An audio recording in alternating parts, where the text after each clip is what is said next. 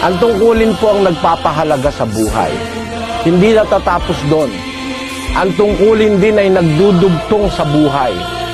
Tandaan nyo mga kapatid, gusto nyong mabuhay ng maayos, makabuluhan, at may kasamang Diyos, yung tungkulin ang laging pinaka-number 1 na consideration.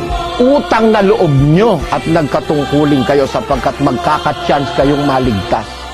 Maaaring dahil sa tungkulin mo, nakikita ng Diyos, diboto ka sa tungkulin mo, masipag ka. Maaaring pagbawalan niya yung karamdaman dahil nakikita niyang masipag ka, maaktibo ka sa iyong tungkulin. Maaaring pagbawalan niya yung mga masasamang tao na galawin ka dahil meron kang ginagampanan tungkulin. Gusto niyong palakasin kayo ng Diyos sa lahat ng paraan para magawa ninyo ang inyong tungkulin. Gawin ninyo itong may kasiyahan, huwag may hapis. Gawin ninyong hindi parang napipilitan. Enjoy. Enjoy your responsibility.